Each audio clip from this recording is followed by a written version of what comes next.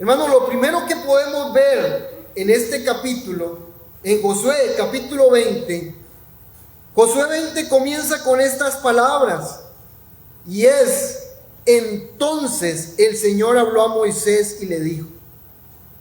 El Señor habló a Moisés. Lo primero que vamos a ver es de que la idea de estas ciudades de refugio era un mandato de Dios. Era un mandato de Dios, no fue un invento de los hombres, no fue algo que se le ocurrió a Josué, sino que era un mandato de Dios. Dios dijo: diles a los israelitas que designen ciudades de refugio, de las cuales les hablé por medio de Moisés. ¿Se acuerda cuál fue el capítulo que leímos hace un rato, que leyó el hermano Roberto? Números 35. Y no solamente en Números 35, también en Éxodo 21, también en Deuteronomio 19, y estaremos leyendo unas partes ahí. El Señor habló en varias ocasiones acerca de esas ciudades de refugio donde la gente podía huir si asesinaba a alguien sin intención. Era un mandato de Dios la designación de estas ciudades. En Deuteronomio, en el capítulo 19, en Deuteronomio, el capítulo 19, dice la Escritura en el versículo 7: por tanto te ordeno, dijo el Señor, te ordeno que reserve para ti 3 ciudades. No era algo de la imaginación de Moisés. No era una alcahuetería de los hombres en aquel momento. Era algo que Dios había ordenado. ¿Y qué era lo que se había ordenado? Primero, que se apartaran ciudades de refugio para aquellos que mataran sin intención. Y la idea del Señor era clara: que mataren sin intención. Y si usted lo lee en Éxodo 21, encontrará de que la palabra sin intención, la frase sin intención, se repite igual que en Número 35, igual que en Deuteronomio 19, al igual que ahora también en nuestro texto, como es Josué capítulo 20. Sin intención. La idea era que se apartaran estas ciudades de refugio para que huyeran aquellos que mataran sin intención. Y esto era para israelitas y también para los extranjeros. Qué interesante eso. Si usted va al libro de Números, al capítulo 35, Números capítulo 35, en el versículo 15, dice la Biblia de esta manera. ¿Lo tienen? Números 35, 15, dice la palabra de Dios: estas 6 ciudades serán por refugio para los israelitas. ¿Y para quién? Y para el extranjero. Y para el peregrino entre ellos, para que huya allí cualquiera que sin intención, una vez más, mate a una persona. ¿Nota esto? ¿No le habla acerca de Dios esto? Esa misericordia de Dios. ¿Acaso esto no nos demuestra cómo el Señor no solamente estaba pensando en los judíos, en su pueblo, también estaba pensando en el extranjero, en el peregrino, en aquel que pasara por ahí en ese momento y por alguna razón sucediera un accidente y matara a alguien? Ahí puede huir, dice el Señor. Esto era para israelitas, para el extranjero, para el peregrino. Recuerde, esto era un mandato de Dios. Un mandato de Dios. ¿Sabe? Porque nosotros nos podría jugar una mala pasada pensando: pero esto parecía alcahuatería. No, era algo de Dios. Era Dios mostrándonos algo que más adelante iba a ser más grande y más precioso de lo que veremos a través del mensaje. Pero el mandato de Dios no solamente era la designación de las ciudades, no solamente era para que huyeran aquellos que mataran sin intención hasta que fueran juzgados. Esto no solamente era para que los israelitas y los extranjeros también huyeran. Hay algo muy interesante dentro del mandato de Dios. Dice Deuteronomio, por favor búsquelo, esto es muy importante. Deuteronomio capítulo 19, en el verso 3, dice la Biblia de esta manera. Deuteronomio 19:3 dice: prepararás los caminos y dividirás en tres partes el territorio que el Señor tu Dios te dé en posesión, para que huya allí el que haya matado a alguien. ¿Cómo? Este versículo comienza con esta expresión: prepararás los caminos. La idea de Dios era que los judíos señalizaran la llegada hacia estas ciudades de refugio. Que estuvieran bien señalizadas, que hubieran carteles grandes que dijeran: para allá es la ciudad de refugio. Y que los caminos no fueran caminos empedrados, no fueran caminos que estuvieran llenos de gradas, o que estuvieran llenos de monte, de zacate, de matas, de plantas, de lo que sea. El camino tenía que estar lo más llano posible para la ciudad, porque el que corriera tenía que llegar ahí. Tenía que llegar ahí. Y así lo dice Dios en Deuteronomio: prepararás los caminos. No era nada más decir: bueno, aquí tenemos la ciudad de refugio, allá está la otra y allá está la otra. Cada uno ve a ver cómo llega por las montañas cruzando ríos. Dice Dios: no, prepararás los caminos. Tenían que estar preparados los caminos. ¿Me entiende? Esto era un mandato de Dios. Eso es Dios pensando más allá de lo que nosotros jamás nos hubiéramos imaginado. ¿Se imagina? En esos caminos, si hubieran sido en estos tiempos, no habían altos, no habían semáforos, no habían sedas. En esos caminos no podían haber pasos a desniveles. En esos caminos eran rectos, tenía que llegar rápido el que huía. ¿Y sabe qué interesante es esto? Para que las ciudades que Dios escogió, no estaban a más de 15 kilómetros de todos los lugares. O sea, que en menos de un día, cualquiera que huyere pudiera llegar a esa ciudad. En menos de un día, ¿sabe eso? No le muestra eso quién es el que dio la orden. Un Dios lleno de misericordia. ¿Sabe qué dijo el profeta Jeremías? Quiero yo la muerte del impío, dice Dios. ¿Usted cree que Dios ama que el hombre muera? No, Dios no ama la muerte del hombre. Él no ama la muerte del hombre. Él no se deleita en la muerte de los hombres. Si una persona muere por su pecado, nunca se le ocurra decir que Dios es el culpable. Dios ama, Dios envió a su Hijo, nos proveyó a Jesucristo, nuestra ciudad de refugio.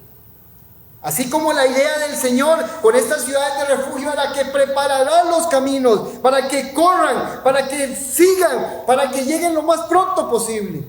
Así era la idea de Dios, esa era la intención del Señor. Sabía de que Israel es unas 2 veces más pequeño que Costa Rica, más o menos. Y las ciudades, me pasa la imagen, las ciudades de refugio, ¿cuál es la de arriba? Y quería mostrarles para que usted supiera, más o menos. Aquí está Egipto, de donde cruzó todo el pueblo. Por aquí fue donde subió, por donde estaba Jericó. Este es del lado del Jordán.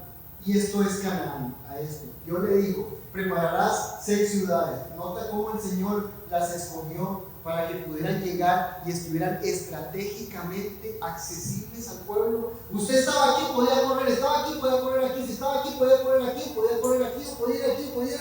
El Señor dice: yo quiero que estén accesibles en las ciudades de refugio. Los nombres, sedes, ahí están en inglés los nombres. No sé si ahora con la luz se logra ver bien, pero las ciudades a este lado del Jordán en Canaán eran Sedes, Siquem y Hebrón, o Kiriat Arba, como aparece también. Y del otro lado eran Golad, Ramot y Bezer. Y sabe qué interesante, lo veremos en un momento, pero cada ciudad, cada nombre tiene un significado. Cada nombre tiene un significado. ¿Usted cree que Dios hace las cosas por escoger nada más? No. ¿Sabe? Hay un versículo que me encanta de la Escritura, que habla, que es en el libro de Job, que dice de Job, no se le Dice la Biblia que Job no pecó porque él no atribuyó a Dios despropósito alguno. Me encanta esa expresión, me encanta esa expresión. En todo esto no pecó Job ni atribuyó a Dios despropósito alguno. Mis amados, nada que Dios hace lo hace sin un propósito. Nada. Usted es lo que es porque Dios así lo permitió y tiene un propósito con todas las cosas. Las ciudades tenían un nombre porque Dios quería enseñarnos algo. Claro, para nosotros probablemente usted dice Siquén, ¿qué significa Siquén? Sí, hay que estudiar. Y para eso Dios también da maestros y también da pastores, para que también usted aprenda y pueda decir, qué interesante, ahora sí entiendo por qué Dios quería que yo fuera a Siquén, o a Hebrón, o a Kiriat Arba, o que fuera a Becer. Ya entiendo por qué. Dios todo tiene un propósito. Su esposo o su esposa tiene un propósito del por qué ella es su esposo o su esposa, o sus hijos, el lugar donde usted vive, la vida que usted tiene. Todo tiene un propósito y Dios todo lo usa. Me encanta eso de Dios. Y me encanta cuando se dice de Job, y yo digo, Señor, ayúdame a que cuando haya una situación difícil en mi vida, que se pudiera decir como se dijo de Job. En esto, al menos, en esto no pecó Dani. Al atribuirle a Dios, él no tenía ningún propósito. ¿Por qué me permite esto en mi vida? No, dice Dios, yo tengo un propósito con todo. Todo. ¿Sabe? Lo segundo que aprendemos de este capítulo 20, no solamente es que era un mandato de Dios, recuerde eso. Lo segundo que aprendemos del capítulo 20 es que las ciudades de refugio eran temporales. Dice de Números 35, pongo una marca porque probablemente nos vamos a mover mucho entre esos dos capítulos, y Deuteronomio y Josué 20. En Números 35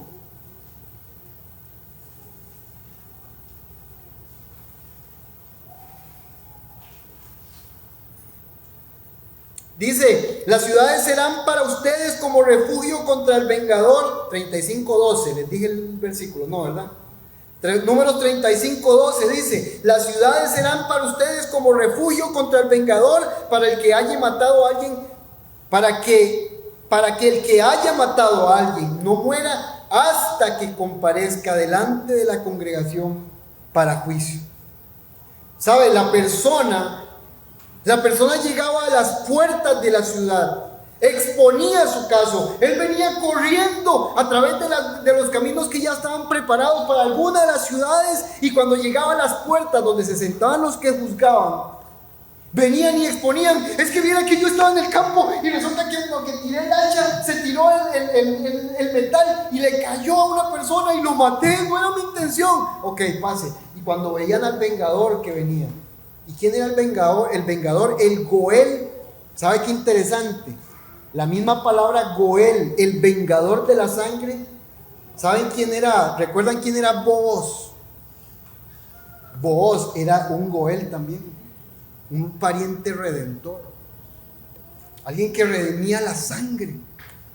Ese Goel tenía que venir, no por venganza, no por un anhelo cruel de decir mataste a esta persona, no, sino era porque tenía que hacerse una retribución de la ley. La ley decía de que el que matara tenía que morir, o sea, había que cumplir. Vean, si de algo nosotros tenemos que estar seguros, es que a Dios le preocupa que los asesinos sean castigados, y el ladrón y el adúltero, igual todos, pero en este caso la historia que nos compete, el asesino tenía que ser castigado. Hermanos, nosotros no podemos, escuchen bien esto, nosotros no podemos pasar por alto de que todos daremos cuenta a Dios, todos.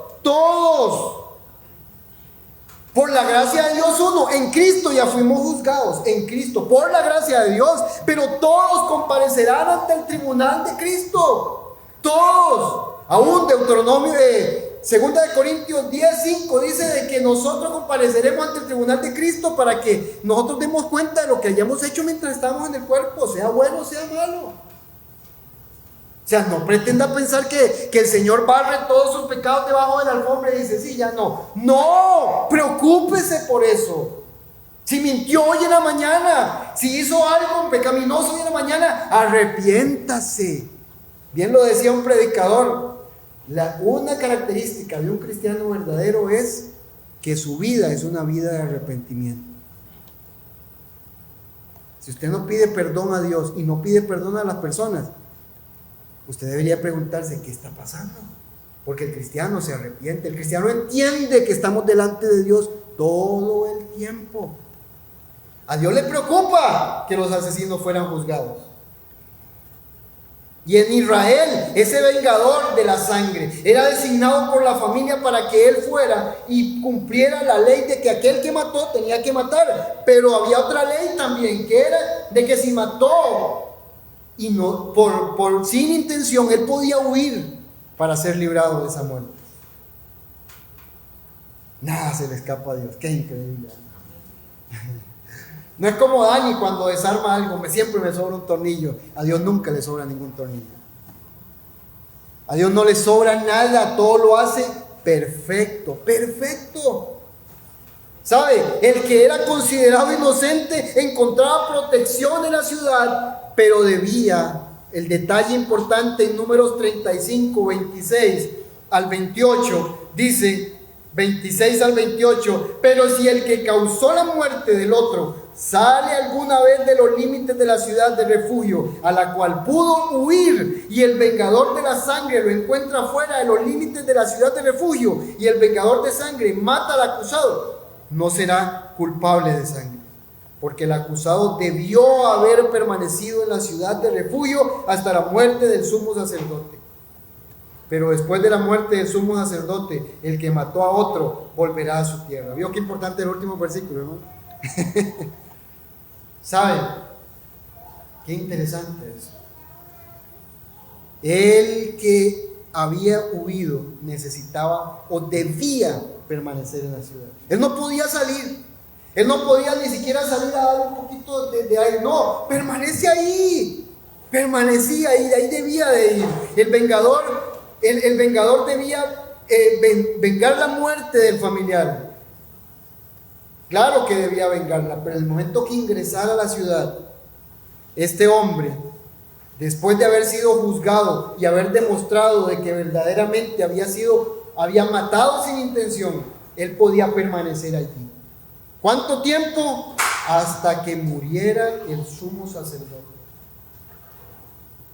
Y él podía volver. ¿Sabe qué interesante es? Ese sumo sacerdote es Cristo, que en el momento que muere, nadie lo juzgó y ya somos libres. El hombre que había matado sin intención, después de que muriera el sumo sacerdote, podía salir libre. Cuando Cristo murió, nos hizo libres. Nos hizo libres. Pero no una libertad para hacer lo que queramos. De eso podemos estar seguros. Así Cristo nos hizo libres. Y lo tercero que aprendemos de este capítulo 20 es que las ciudades de refugio destinadas eran para resguardar la vida. Eran para resguardar la vida de las personas. La intención de Dios al escoger las ciudades de la vida, las ciudades de refugio, era para que pudieran ser conservadas la vida de las personas. ¿Se acuerdan que les dije que cada una tenía un significado? ¿Sabe? El nombre de las ciudades aparece en Josué 27 al 8. Josué capítulo 20, versículos 7 al 8. Y dice, entonces ellos se pararon a Cedes en Galilea. ¿Sabe qué significa Cedes? Cedes significa santuario. Santuario. Y eso es para que nosotros recordemos que al refugiarnos en el Señor no es algo esporádico, sino que debe ser permanente. ¿Sabe cómo quiere usted estar en el santuario de Dios? Usted quiere estar por siempre. Dios decía de que corrieran a sedes, porque quería que nosotros recordáramos que Él es nuestro santuario, en el que debemos de permanecer por siempre. Cada vez que una persona corría a sedes, decía: tengo que ir a correr a sedes, al santuario, donde tengo que permanecer, ahí tengo que permanecer. Esta ciudad de refugio recordaba a los hombres que corrían ahí de que Cristo, de que Dios era alguien en quien debían de permanecer por siempre, por siempre.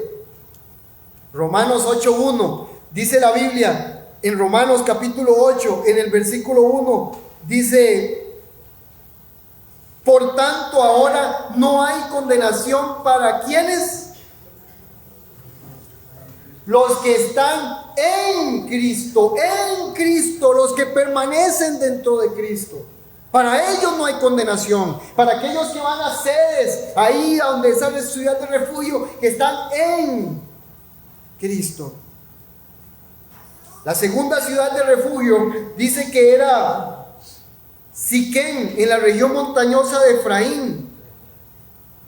Siquén es la misma palabra para hombro. Siquén significa hombro. ¿Sabe dónde se pone uno cuando uno va a agarrar un saco de cemento? En la rodilla. O se lo pone en la panza. Usted quiere cargar un saco de papas y se lo pone en la espalda. ¿Dónde se lo pone? En el hombro. Siquén nos recuerda que nuestro Dios es el buen pastor que nos carga sobre sus hombros, que nos pone sobre sus hombros.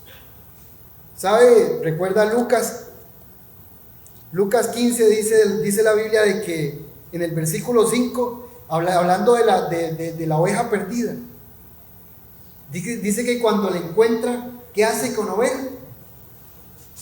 La pone sobre sus hombros y la carga. Siquén nos recuerda de que nuestro Dios, esa ciudad de refugio, dice: ve a Él te cargará.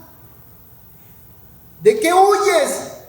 Si huyes a Siquén, te lo puedo asegurar, el Señor te cargará.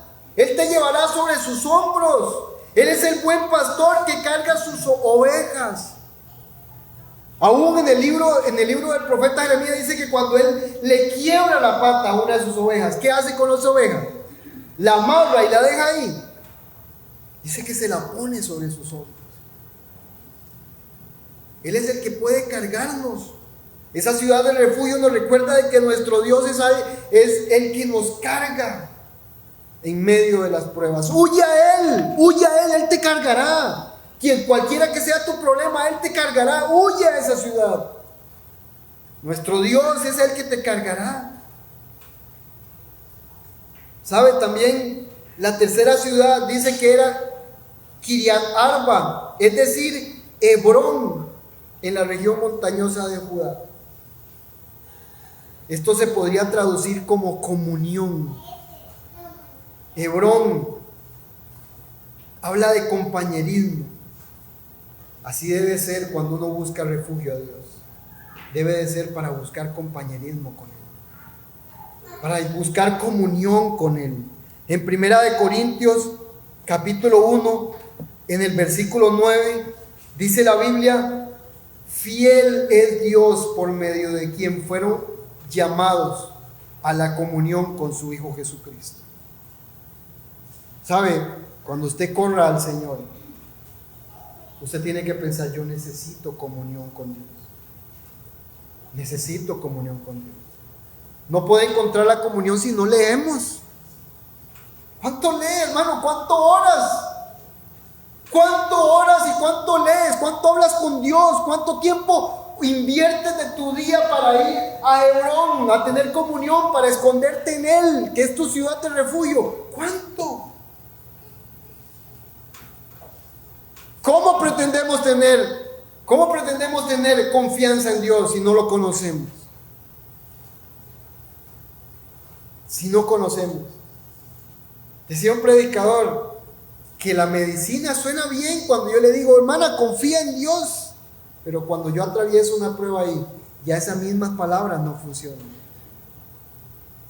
Por eso necesitamos comunión. Por eso necesitamos comunión. Hebrón nos recuerda que esa ciudad de refugio era para mantener comunión con Dios. La cuarta ciudad, al oriente de Jericó, al otro lado, ya en Canaán, era Bezer, en el desierto, en la llanura de la tribu de Rubén. ¿Y sabe qué significa Bezer? Bezer significa fortaleza. Fortaleza. ¿Está en prueba usted? ¿Está en pruebas? ¿Tiene pruebas? ¿Tiene luchas? ¿Está batallando con algo?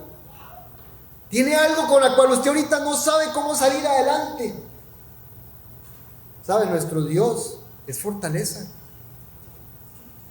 Es fortaleza, Él nos fortalece. Debemos de correr entonces a esa ciudad también, porque Él es nuestra fortaleza. ¿Sabe qué dice el Salmos 18:2? Y permítamelo que se lo lea en la Reina Valera. Búsquelo, pero permítame que se lo lea en la Reina Valera. Me encanta la forma en la que lo dice la Reina Valera. Dice Salmos 18:2: Jehová, roca mía y castillo mío, mi libertador, Dios mío, fortaleza mía, en Él confiaré, mi escudo y la fuerza de mi salvación, mi alto refugio. Ese es nuestro Dios. Ese es nuestro Dios. Esta ciudad de refugio, al que corría a Bezer, le recordaba de que Dios es nuestra fortaleza. Él es la roca, es nuestro castillo, es mi libertador, es la fortaleza mía, es mi escudo, es mi alto refugio. Ese es nuestro Dios. Ese es Cristo también. La quinta ciudad que aparece es Ramot. Ramot de Galaad, de la tribu de Gad. Y Ramot, la palabra, lo que significaba Ramot era altura. Dios quiere que recordemos que cuando viene la tempestad, la adversidad y con sus olas, y cuando vienen a azotarnos, podemos hacer aquel clamor del salmista en Salmo 61:2. Búsquelo por favor, Salmo 61:2. Dice, Salmos 61:2: desde los confines de la tierra te invoco, cuando mi corazón desmaya. ¿Y qué dice? Condúceme a la roca que es más alta que yo. Condúceme a la roca que es más alta que yo.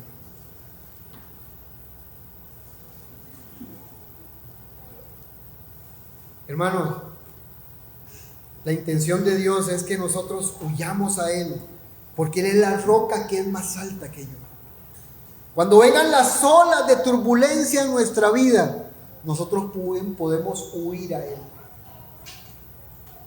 Él es esa ciudad de refugio a la cual podemos decir: Señor, condúceme a la roca que es más alta que yo. ¿Y quién es esa roca según el Nuevo Testamento? Jesucristo. Jesucristo. Y la última ciudad de la cual menciona la Biblia de refugio era Golán, en Basán, de la tribu de Manasés. Y Golán nos recuerda lo que dice Gálatas capítulo 1 en los versículos 3 y 4. Porque la palabra, el nombre Golán, lo que significa es exilio, éxodo. ¿Se acuerda qué era el éxodo? ¿Qué fue el éxodo? Dios sacando a su pueblo. ¿Y qué dice Gálatas capítulo, versículo 3 y 4? Gracia y paz a ustedes de parte de Dios nuestro Padre y del Señor Jesucristo, que Él mismo se dio por nuestros pecados. ¿Para qué?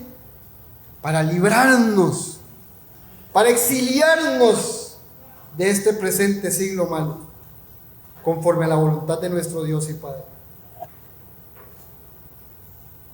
Esta ciudad de refugio nos recuerda que el Señor nos redimió de la esclavitud del pecado para protegernos de las tempestades que vienen a los que no están en Cristo. ¿Sabe? He contado esta historia de un famoso predicador, de un libro del cual no recuerdo el nombre, que cuando su esposa atravesó un cáncer y estaba en el hospital, en un salón donde había muchas mujeres con cáncer, muriendo. Él estaba desbaratado de ver a su esposa en el estado en que se encontraba y lo que podía enfrentar la vida. Sí, hombres, lo que enfrentamos la vida cuando ya nuestras esposas no están. Y este hombre llegó donde su esposa y la vio tan animada. Y ella lo que le dijo es: mi amor, estas mujeres no tienen a Cristo y ellas necesitan ver cómo una persona en Cristo atraviesa un momento de dolor. ¿Cómo hacemos cuando atravesamos un momento de dolor? ¿Renegamos? ¿Saben cómo pudieron haber estado todas esas mujeres en ese salón? Con cáncer a punto de morir y viendo cómo una murió, el otro día murió la otra. Pero ella no, ella estaba mostrando a Cristo.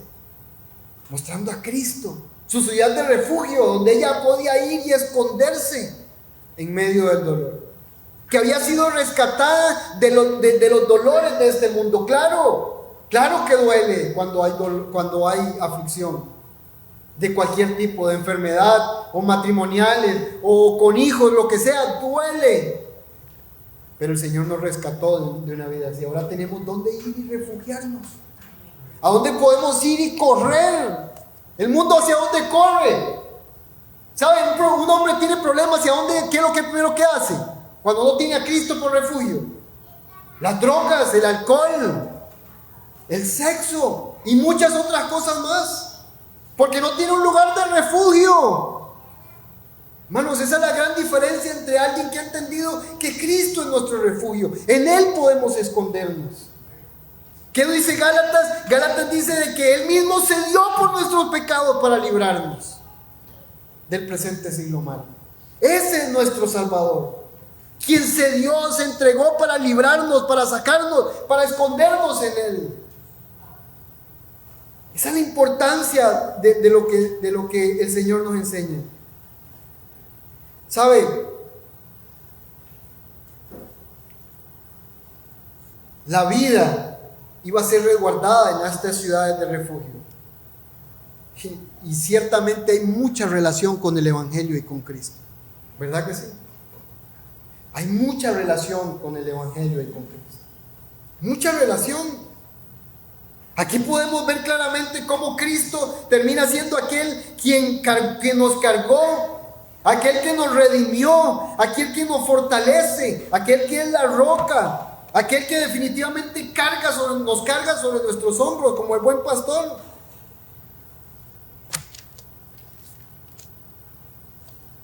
Y quisiera, para terminar, compartirles algunas cosas muy importantes que pienso yo que debemos de tomar en cuenta. Lo primero es que las ciudades de refugio Dios las designó, no fueron idea de los israelitas. Así como Dios fue el que escogió a Cristo, no nosotros escogimos a Cristo. Él nos escogió. Así igual, Dios escogió a Cristo para que fuera nuestro Redentor. No fue una intención nuestra de decir, nosotros vamos a escoger a Cristo para que sea nuestro Salvador. Fue Dios quien escogió a Cristo. Así como las ciudades de refugio fueron una idea de Dios, así la salvación fue idea de Dios. Para que Cristo fuera el refugio de la humanidad pecadora para todos los que huyan en Él y hacia Él. Mis amados, de aquí, de este grupo que está aquí, de ustedes que están aquí, si mueren sin Cristo, le puedo asegurar de que lo sufrirán por la eternidad, porque lo tuvieron en la mano y lo despreciaron día a día cada vez que se predicaba. Si todavía usted viene y se congrega y aún así usted se le pregunta, ¿quién es Cristo para usted? Es que no sé, es que no me quiero entregar, es que no. Joven que está aquí, ¿cuándo? ¿Hasta cuándo? Niño que está aquí, ¿hasta cuándo? Si Cristo es la única esperanza para el adulto, es la única esperanza para el anciano, es la única esperanza para el joven y es la única esperanza para el niño. ¿Hasta cuándo? Padres, asegurémonos de que nosotros también estemos señalizándole esas ciudades de refugio a nuestros hijos. No le demos esto mientras se predica o mientras se enseña. Que presten atención, porque se está hablando del que va a ser su refugio. Porque usted no sabe mañana si va a morir. ¿A qué edad van a llegar sus hijos? No, cuando lleguen 18, ahí ya les digo que presten atención. No, desde pequeños tienen que escuchar. Desde pequeños tienen que prestar atención al predicador, porque se habla de Cristo, el que va a ser su refugio, el que pronto y muy pronto volverá. Y ya no va a haber tiempo. No va a haber tiempo, no habrá más tiempo cuando Cristo vuelva. ¿Saben? Lo que podemos también aprender de las ciudades de refugio es que protegían del vengador. Solo imagine a alguien corriendo por su vida. No va a parar a comer, no va a parar a beber, no se va a parar a dormir o a descansar en una cuesta ahí diciendo, voy a descansar un poquito, voy a dormir un poco. ¿Saben? No estaba pensando en eso. Imagínense si hubiera sido en la noche. ¿Usted cree que se hubiera buscado una piedra para dormir y decir, y en la mañana sigo corriendo? No. La pregunta es, ¿estás corriendo a Cristo? ¿Estás corriendo a Cristo? ¿Estás corriendo por tu vida? ¿Sabes que el pecado y sus facturas te siguen? Y le puedo asegurar una cosa, Goyo, Emma, Instacredit y los bancos, oiga, ¿cómo molestan? ¿Sí o no? Cuando llaman, señores, hay que ya ver cuándo llega. Ya se le venció su factura. ¿Sabe una cosa? Eso no es ni comparado con la muerte. La muerte va detrás de nosotros diciendo, tienes una paga. Romanos 3:23 que dice que la paga del pecado es la muerte. Y va con la factura detrás suyo diciendo, tienes que pagar con tu muerte. Huye a Cristo, huye a Cristo. Niño, joven, adulto, huye a Cristo. Si Cristo no es tu refugio aún, huye. Porque hay alguien que demanda el pago de tu pecado. Corre. Entonces, corre, no te detengas. No te detengas, joven, no te detengas. No digas, es que yo tengo tiempo. Vea, yo les he contado a mis hijos, una vez cuando yo era profesor, de un estudiante que me dijo, cuando yo usaba mi tiempo para predicar en las clases, un estudiante me dijo, profe, es que usted, claro, como ya vivió. ¿Sabe? 4 años después esta joven murió. 4 años después me di cuenta de que Alejandra había muerto. De todos los que estaban en ese grupo, a los que ese día les compartí el evangelio, en el año 2004, 4 años después me comentaron, ¿sabías que Alejandra murió? Y recuerdo eso con mucho pesar. No crea, joven, que usted tiene tiempo. Niño, no crea, es que tengo 10 años, tengo 8. No, hay tiempo. No hay tiempo. No hay tiempo. En este mundo el niño muere como el adulto y el rico muere como el pobre. Y le puedo asegurar de que los cementerios están llenos de gente de diferentes edades.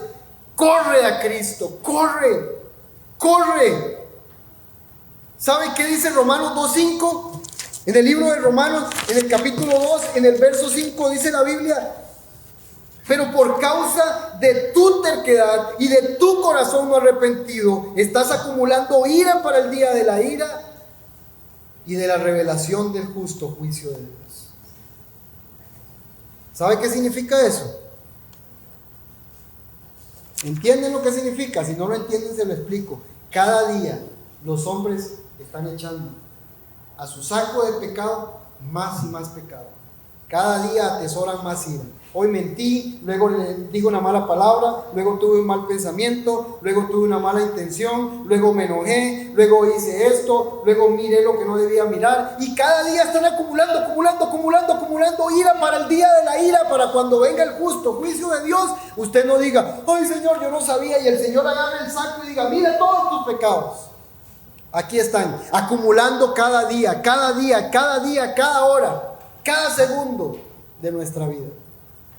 Por lo tanto, corre, por favor, te lo suplico, corre por tu vida a Cristo. Corre a Cristo para alcanzar misericordia, perdón y amparo.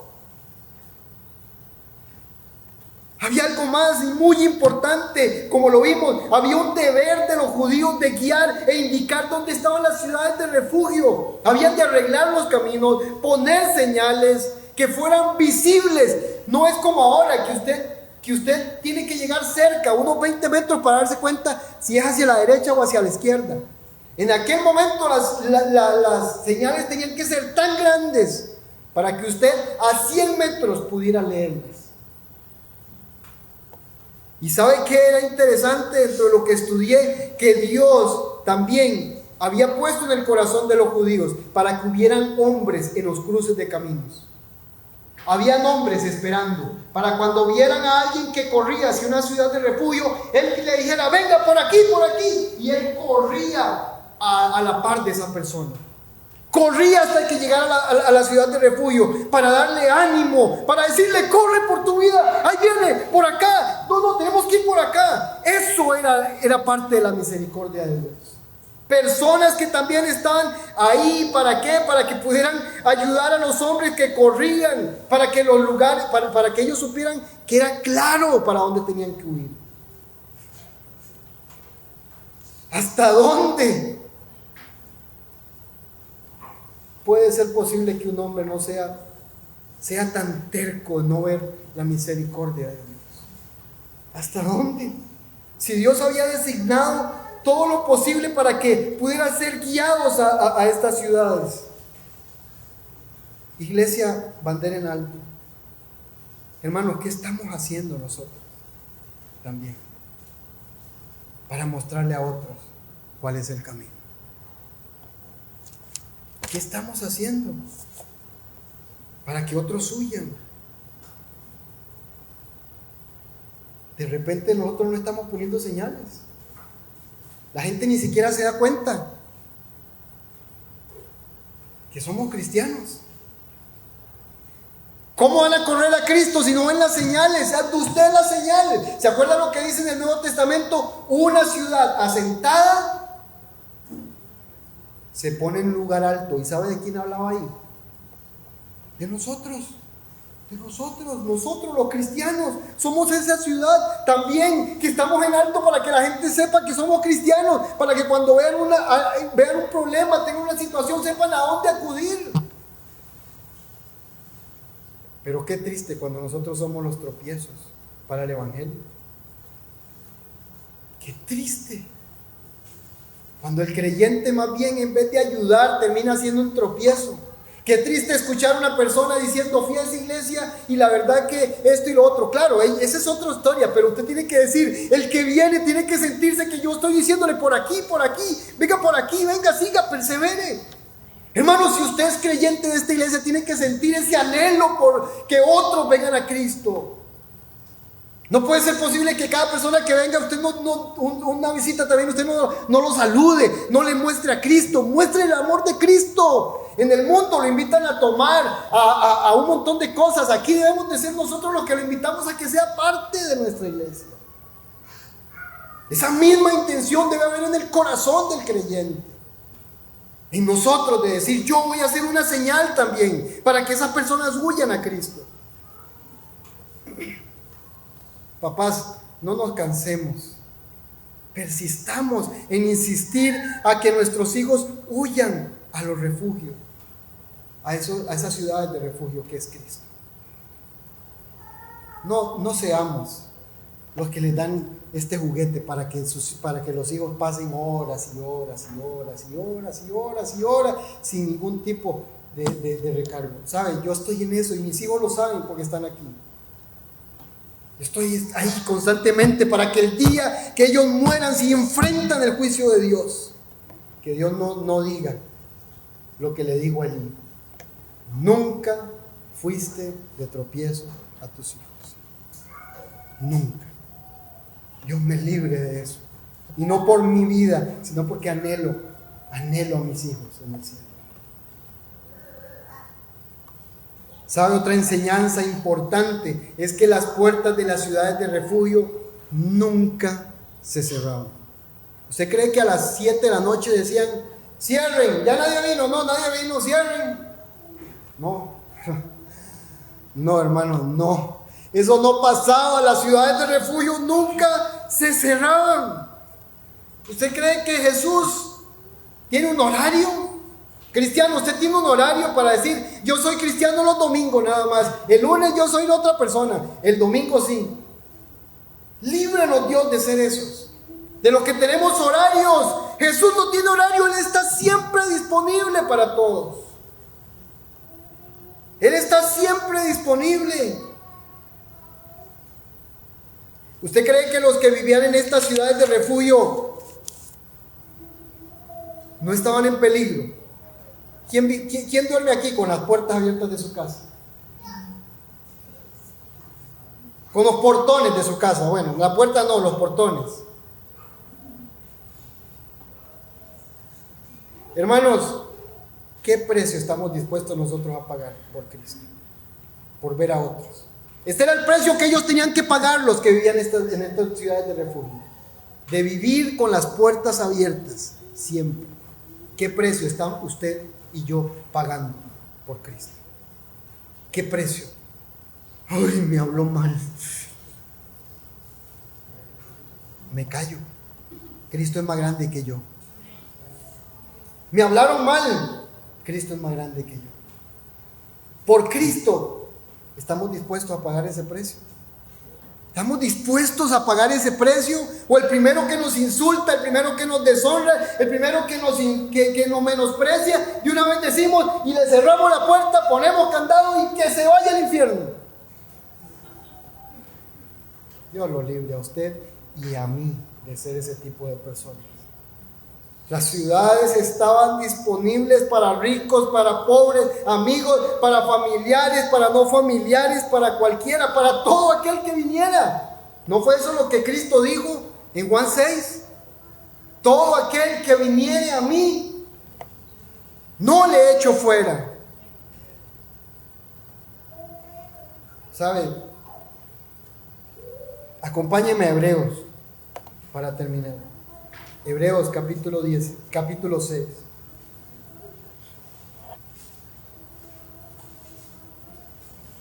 Si usted no es miembro de esta iglesia, sepa de que el ser miembro de la iglesia no me salva a mí. ¿Sabía eso? Jóvenes, niños, escuchen esto. Niños, todos, los más pequeños, los que pueden escucharme, jóvenes, adultos, escuchen. ¿Usted sabía que el ser miembro de bandera en alto no lo salva a usted de la condenación eterna? ¿Sabía eso? ¿Sabía eso usted? Usted dice: voy a hacerme miembro para ser salvo. No, la iglesia no salva. Pero los miembros de la iglesia han demostrado que Cristo ya los salvó. Han dado testimonio. No es que la iglesia salva. ¿Por qué todavía usted no ha llegado hasta ese punto? Niños, ¿por qué no anhelan? ¿Sabe? La Biblia se habla de muchos niños. De muchos niños se habla. De muchos jóvenes se habla. ¿Por qué no anhelan la iglesia? ¿Por qué no? ¿Por qué no? ¿Por qué la iglesia no es algo a quien yo deleito, con quien yo quisiera estar? ¿Por qué? ¿Por qué? Vean. El Señor me salvó en el año 2003. Por la gracia de Dios he servido a la iglesia por muchos años. Y he escuchado a muchos jóvenes decir, y a niños también decir, que se sienten excluidos. Vean, hermano, ¿anhela usted también que esos niños sean miembros? ¿Que esos jóvenes sean miembros? Ámelos. acérqueseles, háblenles, ámelos, para que ellos digan: yo también quiero sentarme con el hermano Gracián. Sabe, yo estuve en una iglesia en la que en la misma mesa estábamos jóvenes, niños y adultos, vacilando, bromeando, jugando, sin pecar, gracias a Dios, pero todos creyentes. Y me encantaba estar con este hermano, un hermano adulto, un señor de 65 años, al que los niños se le acercaban, los jóvenes se le acercaban. Hermano, en un sentido, nosotros tenemos que ser eso que señalamos a Cristo. Dice Hebreos capítulo 6, ¿lo tiene? Hebreos capítulo 6, el versículo 17, dice: por lo cual Dios, deseando mostrar más plenamente a los herederos de la promesa la inmutabilidad de su propósito, interpuso juramento, a fin de que por dos cosas inmutables, en las cuales es imposible que Dios mienta, los que hemos buscado refugio seamos grandemente animados, para asirnos de la esperanza puesta delante de nosotros.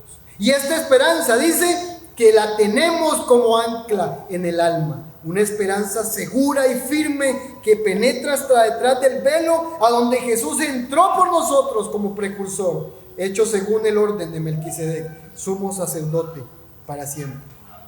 Hermano, me dirijo a usted, hermano, hijo de Dios, me dirijo a usted. Asegúrese cada día de que su esperanza está en Cristo. Asegúrese, busque la Biblia, ancle su alma a la palabra de Dios, a la oración. Asegúrese de que su alma está ahí, porque cuando vienen tiempos difíciles, cuando vienen los tiempos difíciles, ya uno no quiere ni leer, ni congregarse, ni orar como que si Dios tuviera la culpa. Más bien lo contrario, ahí es donde hay que ir. Cuando estás en problemas, tengo que congregarme más, tengo que leer más, tengo que orar más, porque vienen los problemas, para que estemos anclados. ¿Sabe? Y para usted que no tiene a Cristo, quiero que sepa de que si usted no tiene a Cristo, entienda que el vengador va a ir por su vida. Y usted no sabe cuándo. No sabe cuándo. Hace una semana, un jovencito de 16 años murió en San Bernardo. ¿O escucharon el accidente que hubo? 16 años tenía, si no mal recuerdo.